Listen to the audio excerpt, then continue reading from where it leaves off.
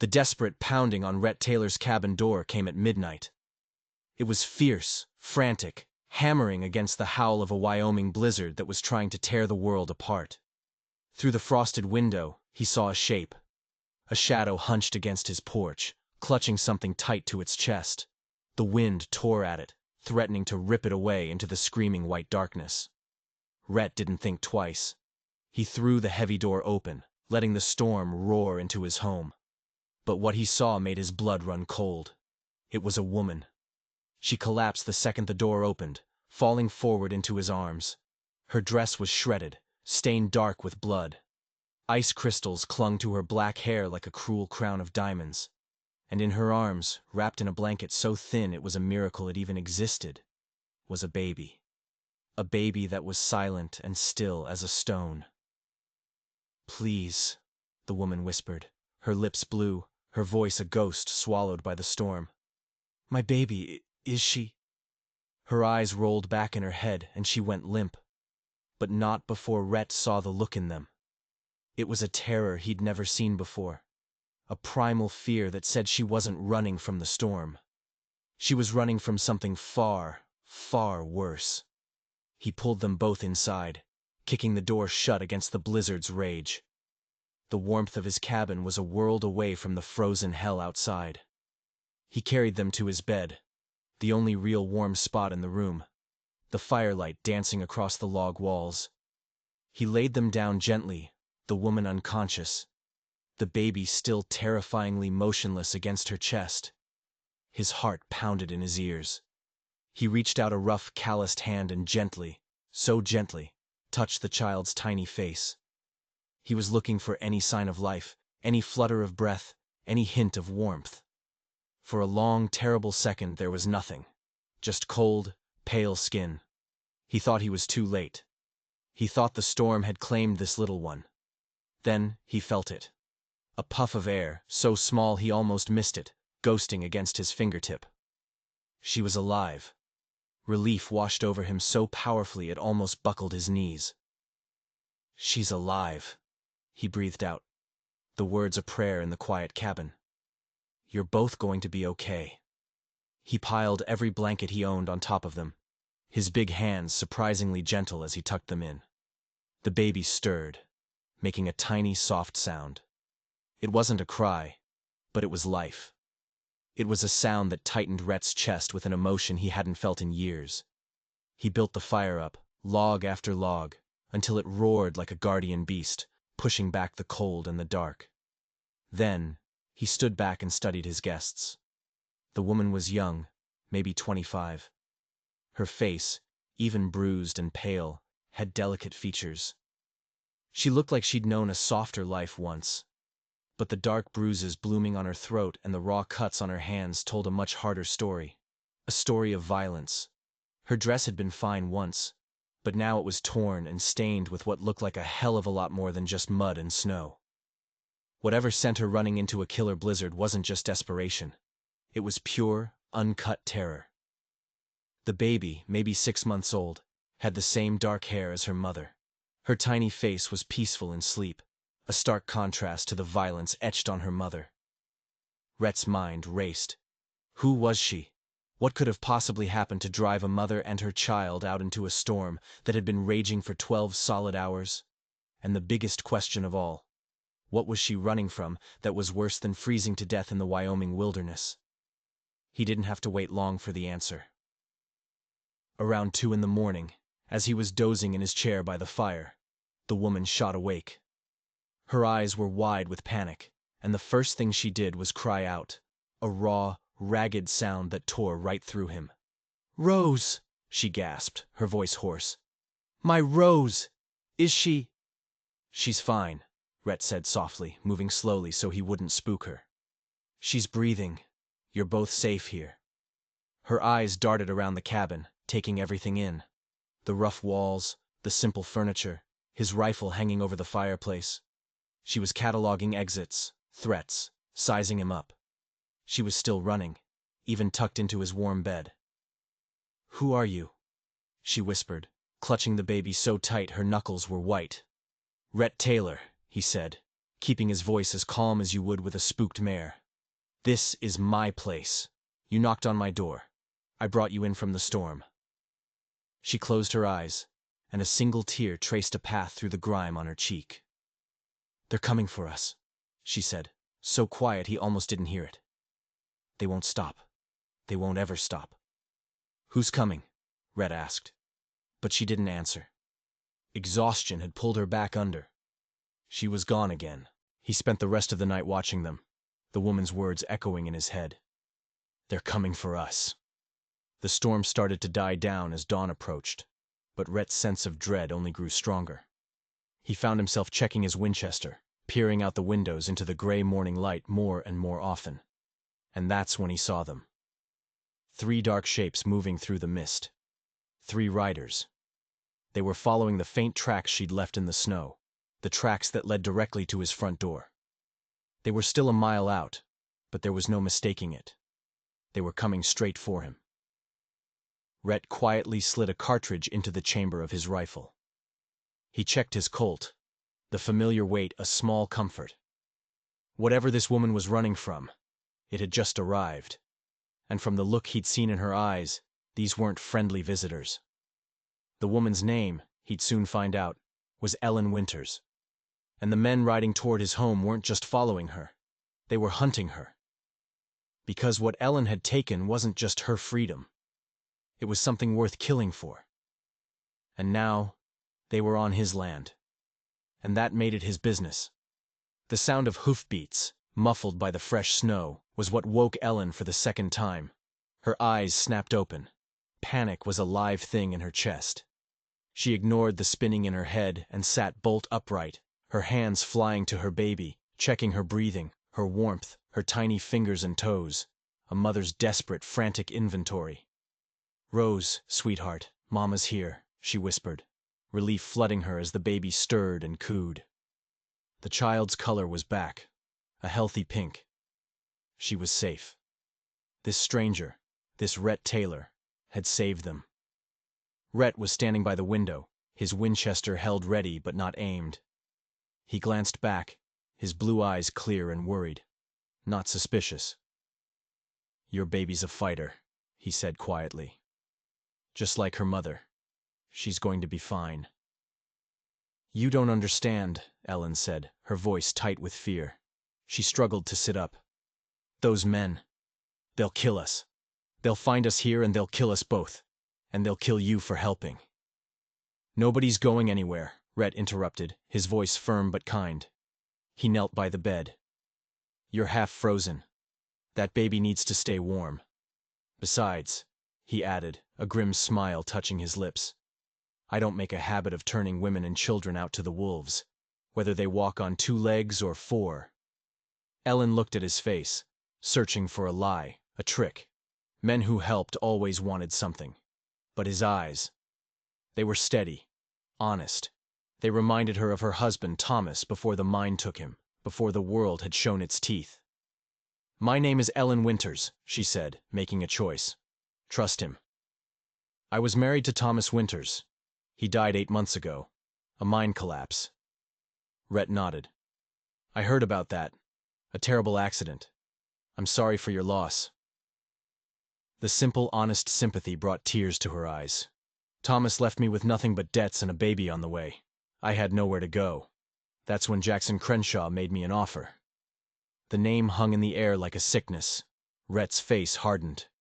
Everyone in the territory knew of Jackson Crenshaw, the mine owner who ruled his corner of Wyoming with a fist full of money and an army of hired guns. "Crenshaw said he'd take care of me and Rose," Ellen continued, her voice gaining strength. "A job, a place to live. Security. He gave me a job cleaning his house, cooking his meals. He never told me the real price." Rhett's jaw was a knot of muscle, but he stayed quiet, letting her talk.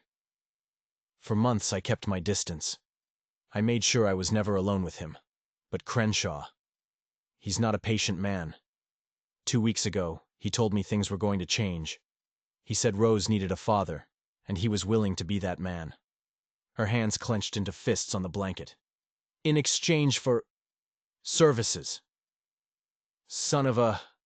Rhett bit the word off, his eyes flashing with anger. I told him no, Ellen said, her voice flat. That's when he showed me who he really was. He said I could be his willing mistress, or his unwilling one. But either way, I belonged to him. That night, he tried to force his way into my room. The baby in her arms fussed, sensing her mother's distress. Ellen rocked her gently. I fought him off. I barricaded the door. But I knew it was just a matter of time. The next morning, I went to clean his office, just like always. And that's when I saw them. The papers. What kind of papers? Rhett asked, his gaze fixed on her. Her eyes burned with a cold fire. Proof. Mine claims. Survey documents. Letters to territorial officials. Crenshaw has been stealing land from smaller miners for years. Bribing officials to move boundary lines. Using his men to scare families away. To run them off their land with threats and violence. His entire empire is built on theft and blood. Rhett let out a low whistle. That's a hell of an accusation. It's not an accusation. It's the truth. And I have proof, she said, gesturing to a worn leather satchel on his table.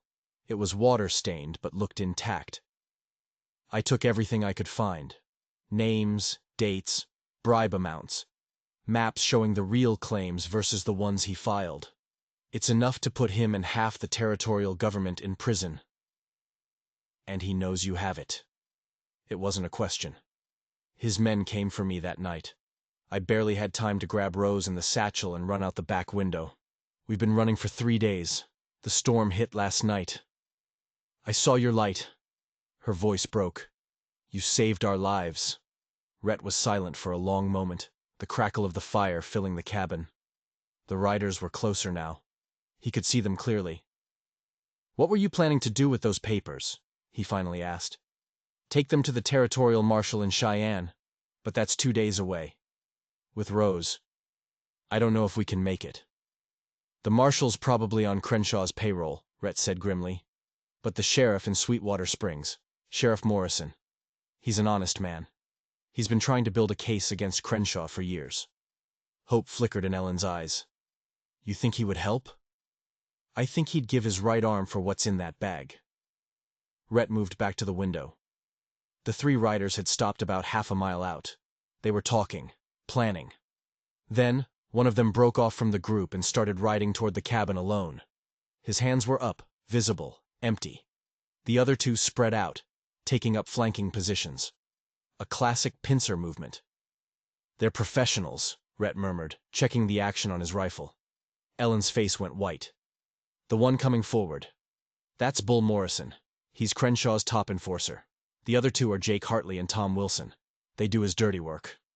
Well, Rhett said, his voice dangerously quiet, a confidence in it that made Ellen feel a sliver of hope. They've never had to deal with me before. The lone rider stopped 50 yards from the door. His voice boomed across the snow-covered clearing. We know you're in there, Ellen. Mr. Crenshaw just wants his property back. Come on out, and nobody gets hurt. Ellen's grip on Rose was so tight the baby started to fuss. They won't give up, she whispered. Rhett gave her another one of those grim smiles. He slid his Colt from its holster, checked it, and slid it back. Neither will I. Rhett moved to the cabin door, keeping low, his rifle held across his chest. He peered through a crack in the wood.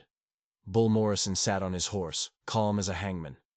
The other 2, Hartley and Wilson, were circling, making sure there was no way out. These were not amateurs. Ellen Winters! Bull shouted again, his voice oozing false concern. Mr. Crenshaw is mighty worried about you and that little baby. He just wants you home, safe and sound. Like hell he does, Ellen whispered from the bed, her body a shield over Rose. Rhett cracked the door open an inch. The lady's not interested, he yelled back. I suggest you turn around and ride on out of here. Bull's laugh was like rocks grinding together. This ain't your fight, cowboy. We got no quarrel with you. Just send out the woman and her kid, and we'll be on our way. Everything that happens on my land is my business. Rhett's voice was steady, hard as iron. And right now, these people are under my protection. Your protection? Bull spat the words. You got any idea who you're messing with? Jackson Crenshaw owns this territory. He's got judges and marshals in his pocket. You're one man with one gun. Sometimes one man is enough, Rhett said simply. The air grew thick with tension. Ellen watched, her heart hammering against her ribs. She'd seen what Bull Morrison did to people who got in Crenshaw's way. He didn't leave witnesses. "I'm giving you one last chance, Cowboy," Bull warned. "Walk away. Ride into town. By the time you get back, this will all be over. You don't have to get hurt." "And let you drag a woman and her baby back to a man who abuses them?" Rhett's voice was laced with contempt. "Sorry. That's not how I was raised." That was it. Bull's patience snapped. "Have it your way. Boys, make him see reason." The two flanking riders spurred their horses, charging the cabin from opposite sides. Rhett slammed the door shut just as a bullet ripped through the wood where his head had been. Splinters flew across the room. "Get down and stay down," he yelled to Ellen. She was already on the floor, curled around Rose, the blankets pulled over them. Another bullet shattered the front window, spraying glass across the floorboards. Rhett scrambled to the side window, using the thick log wall as cover. He saw Jake Hartley galloping past, rifle raised. Rhett brought the Winchester to his shoulder, tracked him for a split second, and fired. The crack of the rifle was followed by a scream. Hartley flew from his saddle, clutching a bloody shoulder. "One down," Rhett muttered, working the lever to chamber another round. But Tom Wilson was smarter. He'd used the distraction to circle around to the back of the cabin, to Rhett's blind spot. The back window exploded inward as Wilson fired through it. Rhett dove to the floor, the bullet whining past his ear. "They're trying to pin me down," he yelled to Ellen over the sound of another shot. "Can you shoot?" "Thomas taught me," she yelled back, her voice shaking but clear. "But I don't have a gun." Rhett pulled his Colt from his holster and skidded it across the rough floor toward her. "6 shots. Make 'em count." Ellen grabbed the heavy revolver. She'd only ever fired a rifle, and never at a man. But then another bullet tore through the wall, inches from her daughter's head, and a cold rage pushed the fear aside. This was for Rose. Outside, Bull Morrison was furious. This was supposed to be easy. He saw Hartley crawling for cover, bleeding. He made a decision. "Wilson," he roared. "Forget shooting. Burn 'em out. If we can't have the papers, we'll burn them to ash." Ellen heard him. Her blood ran cold. "They're going to set the cabin on fire." "Not if I can help it," Rhett growled. But even as he said it, a new smell hit them. Smoke. Acrid and sharp. Wilson had found dry wood stacked against the back wall. They could hear the crackle of flames starting to catch. They were trapped. The fire would force them out into the open, right into Bull's sights. They had minutes, maybe less. Rhett made a desperate calculation. "Ellen, listen to me. Behind the cabin, there's a root cellar. The entrance is covered by an old tarp. There's a tunnel inside that leads down to the creek bed. When I give the signal, you run for it. Don't stop for anything." "What about you?" she asked, her voice trembling. "I'm gonna buy you some time," he said, checking his remaining cartridges. "Not enough. Nowhere near enough. I won't leave you here to die for us." "You will if it means saving that baby." Rhett's voice was raw with intensity. "Rose deserves a life free from men like Crenshaw. You give her that chance." The smoke was getting thicker. Rose started coughing. The flames were roaring now, eating at the dry logs of the back wall. Time was up. Ellen scrambled over to him. She looked at his grim, determined face. And then she did something that surprised them both. She leaned in and kissed him, a hard, desperate kiss. "That's for saving our lives," she said, her eyes shining with unshed tears. "If we get out of this, there's more where that came from." A flicker of a smile crossed Rhett's face, even in the middle of hell. "Well, now I've got extra motivation." He took a deep breath of the smoky air, crouched by the front door, and then he moved. He kicked the door open and charged outside, firing the Winchester as fast as he could work the lever. His sudden attack caught Bull Morrison completely by surprise. Rhett's first shot hit Bull's horse, sending the big man tumbling into the snow. His second grazed Bull's leg, making him howl in pain. But Tom Wilson was ready. He stepped out from behind the burning cabin, his rifle already at his shoulder. Rhett felt a white-hot poker slam into his left shoulder. The force of it spun him around and dropped him to his knees. His arm went numb. Blood was spreading across his shirt. He rolled behind a wooden water trough just as Wilson's next shot splintered the wood where his head had been. From inside the burning cabin, Ellen saw him go down. The smoke was a choking blanket. The heat was unbearable. Rose was screaming now, a terrified, helpless wail. Ellen knew she had seconds. Clutching Rose to her chest with one arm, the heavy Colt in her other hand, she burst through the doorway. But she didn't run for the cellar. She ran toward the fight. She planted her feet, raised the revolver with both hands to steady her aim, just like Thomas had taught her. Wilson saw her and swung his rifle around, a look of shock on his face. Ellen squeezed the trigger. The Colt bucked in her hands, the recoil jarring her to the bone. But her aim was true. A dark red stain blossomed on Tom Wilson's chest. He stared at her, his mouth open, and then he crumpled to the ground. Dead. Bull Morrison, wounded and horseless, saw it all. His plan was in ruins. Hartley was out of the fight. Wilson was dead. And this rancher and his woman were still standing. "This ain't over!" Bull screamed, scrambling for Wilson's riderless horse. "Crenshaw's got a dozen more men just like us. You can't fight all of us." "Maybe not!" Rhett yelled back, using the trough to haul himself to his feet, his face pale, his left arm hanging useless. "But I can sure as hell make it expensive for you to try." Bull swung himself onto the horse and galloped over to where Hartley was hiding, pulling him up behind him. They fled, leaving the body of their friend and the burning cabin behind. As the sound of their horses faded, Ellen ran to Rhett's side. "You're hit bad," she said, her voice shaking. Rose was still clutched in her arms. "I've had worse," he lied, leaning heavily on her. The world was starting to spin. He looked at his home, the only place he'd ever known, as the roof caved in with a roar of flames. Everything he owned was turning to ash. "They'll be back," he said, his voice weak. "With more men." Ellen looked from Rhett's bleeding shoulder to the burning ruins of his life, and then to the innocent face of her daughter. Her simple plea for help had dragged this good man into a war he had lost everything in, and it was a war that was far from over. With his home a smoldering ruin, Rhett led them away from the valley. His shoulder was a constant throbbing fire, but he pushed on. About a mile upstream, hidden behind a thick curtain of willow branches, was a small cave he'd found as a boy. It was their only hope. "They'll think we headed straight for town," he said, slumping against the cold rock wall, his face beaded with sweat. "They won't look for us here. Not right away." Ellen gently placed Rose on a makeshift bed of pine needles, and then immediately turned to Rhett. "Let me see that shoulder," she ordered, her voice firm. "It's fine," he protested, but it was weak. She was already cutting away the blood-soaked fabric of his shirt with a small pair of scissors from her satchel. "That's what my Thomas always used to say," she said with a sad smile. "Right before he'd pass out. Men and their pride." The bullet had gone clean through. That was the only good news. As she cleaned the wound with water from his canteen and bandaged it with strips torn from her petticoat, Rhett watched her. In the dim light of the cave, he saw the strength in her face, the determination in her eyes. It wasn't just beauty. It was something more, something powerful. "You're good at that," he said softly.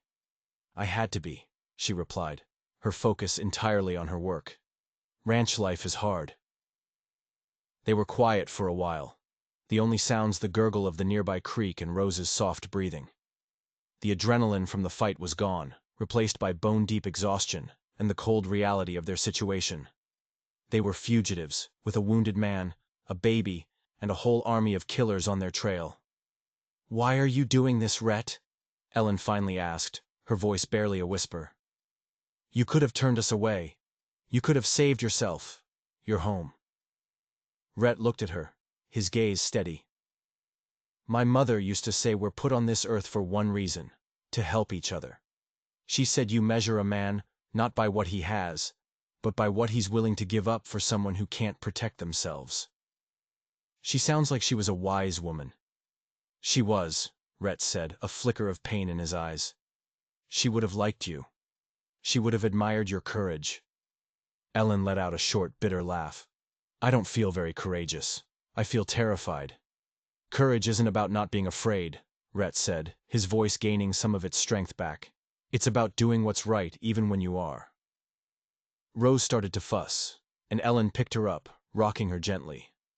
Watching the fierce, protective love in Ellen's eyes, Rhett felt something shift inside him. It wasn't just about doing what was right anymore. This was personal. He was falling for this woman. This brave, stubborn, incredible woman who had appeared out of a storm and turned his entire world upside down. The idea should have scared him. He'd known her for less than a day. Their lives were in mortal danger. But it didn't scare him.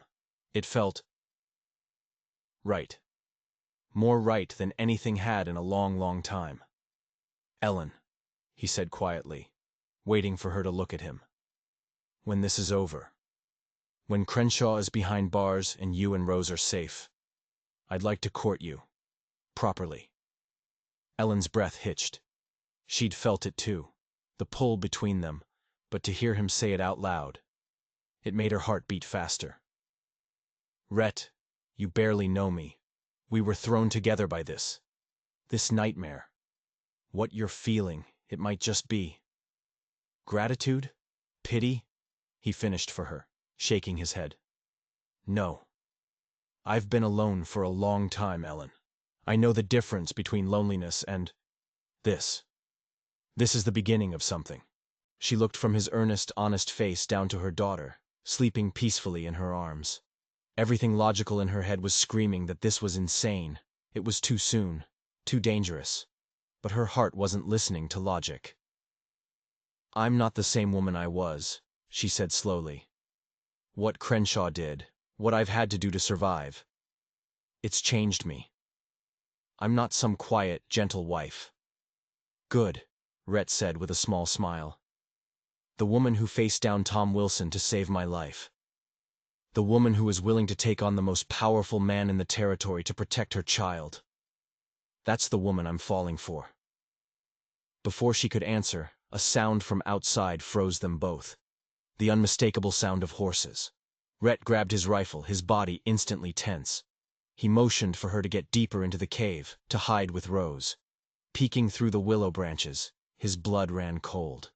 It was Bull Morrison, and he'd brought reinforcements. At least 6 of them. They carried torches, their light cutting through the twilight, and they were methodically searching the creek bed. They were spreading out, sweeping the area, getting closer and closer to the cave with every passing minute. They're not giving up, Ellen breathed, clutching Rose so tightly the baby whimpered. Neither are we, Rhett whispered back. Then they heard Bull's voice, carried on the cold night air. We know you're out there, Cowboy. Mr. Crenshaw has upped the offer. $1,000 for the woman and the papers. Dead or alive, it makes no difference to him. The circle of torchlight was closing in. They were trapped. Rhett looked at his rifle, at his handful of remaining bullets. He looked at Ellen's pale, terrified face. He had promised to protect them. But as the sound of the search party grew louder, a terrible doubt began to creep in. It was a promise he wasn't sure he could keep. They had to move. Now. Waiting for full darkness was no longer an option. The search party was too close, too systematic. Under the cover of the deepening twilight, Rhett made a decision. We're going to my friend's place, Jim Hawkins. His ranch is halfway to town. We can't stay here. Can you make it? Ellen asked, looking at his pale face and the fresh bandage on his shoulder. I have to, he said, his jaw set. They slipped out of the back of the cave, using the noise of the creek to cover their footsteps. They moved like ghosts through the trees, Rhett leading the way, every step an agony for him.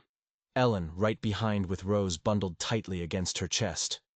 Twice they had to freeze, dropping to the ground as riders passed nearby, their torches casting dancing, monstrous shadows through the woods.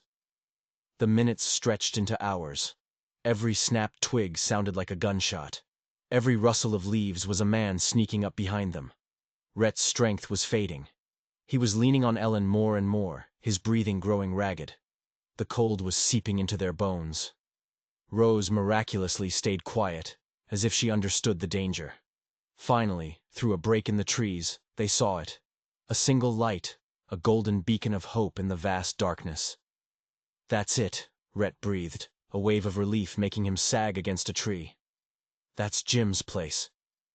It took them another 30 minutes to cross the last stretch of open field. They were exhausted, freezing, but they had made it.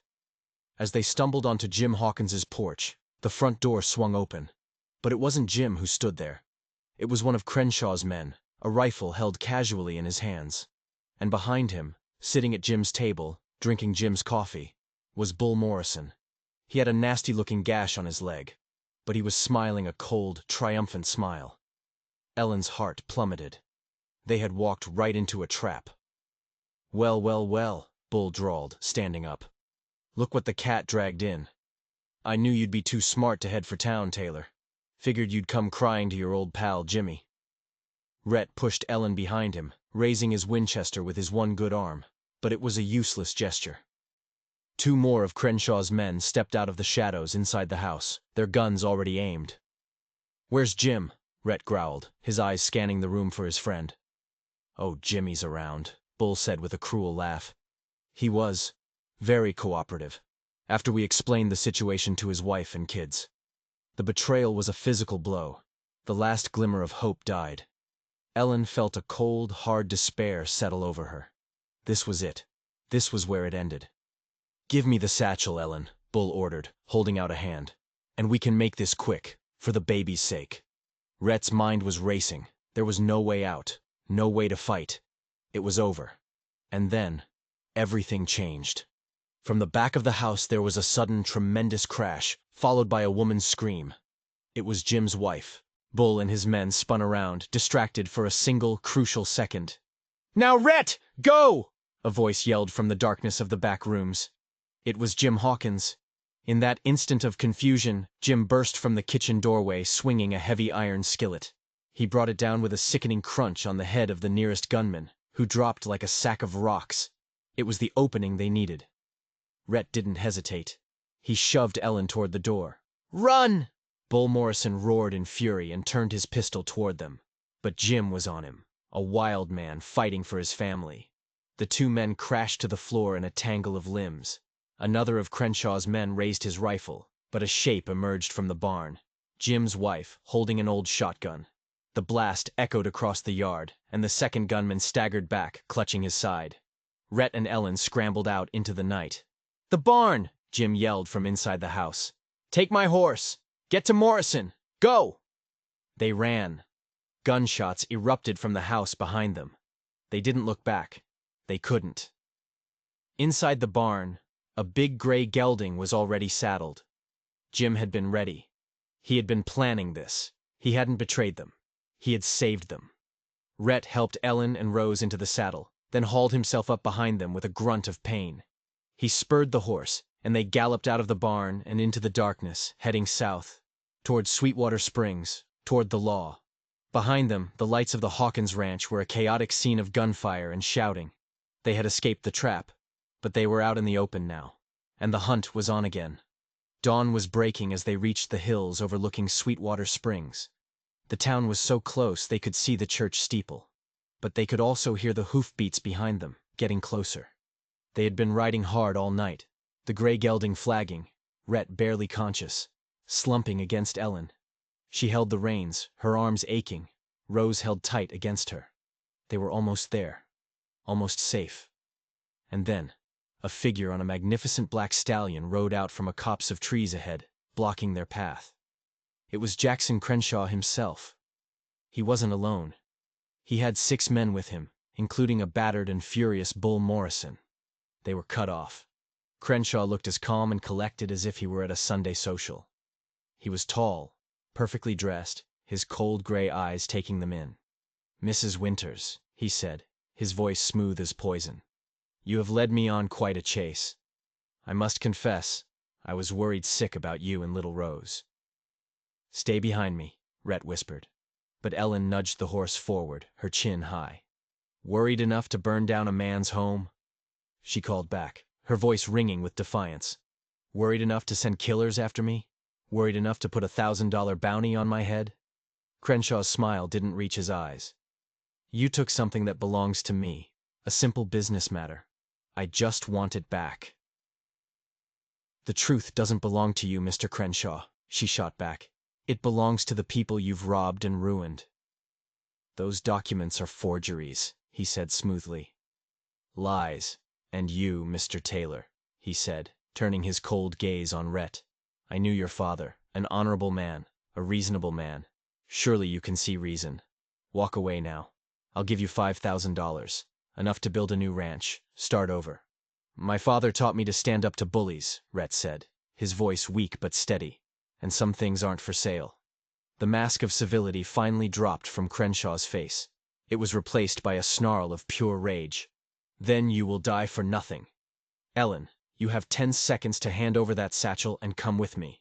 If you refuse, I will kill this man where he sits. And I will take you anyway." Ellen looked at Rhett. She saw the pain in his eyes, but also the unwavering resolve. He would die before he backed down. And in that moment, she knew. This was it. This was the love she had never known with Thomas. A love worth fighting for. A love worth dying for. "I would rather die free, Mr. Crenshaw," she said, her voice clear and strong, "than live one more day as your prisoner." "So be it," Crenshaw hissed, and drew his pistol. He aimed. But before he could fire, a new voice cut through the tense morning air. "Jackson Crenshaw, drop your weapon! You're under arrest!" Sheriff Morrison and 4 deputies stepped out from behind a line of rocks, their rifles all aimed at Crenshaw and his men. Jim Hawkins must have gotten a rider out. He must have sent for help. Crenshaw spun his horse around, his face a mask of disbelief and fury. "You have no authority here, Morrison. I own this territory." "Not anymore, Jackson," the sheriff said, holding up a piece of paper.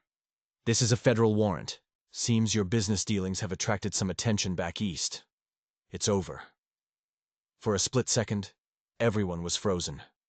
Crenshaw looked at the sheriff's men, at Rhett and Ellen, at the town so close by. He was trapped. Cornered like the rat he was. And then he made his final, desperate move. With a scream of pure hatred, he spurred his horse not at the sheriff, but directly at Ellen. He raised his pistol, but he wasn't aiming at her. He was aiming at the baby. "If I can't have what's mine," he shrieked, "no one can!" It happened in a heartbeat. Rhett, with the last of his strength, threw himself sideways. He twisted his body, putting himself between Crenshaw's gun and Rose. The pistol fired.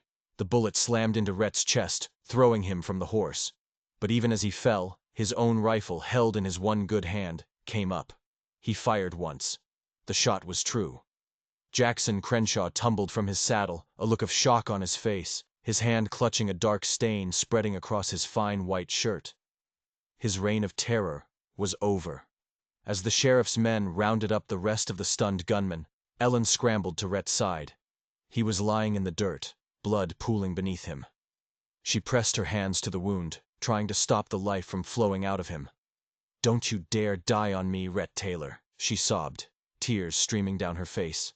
"Not now. Not when we just found each other." His eyes fluttered open. He looked at her, his gaze hazy with pain.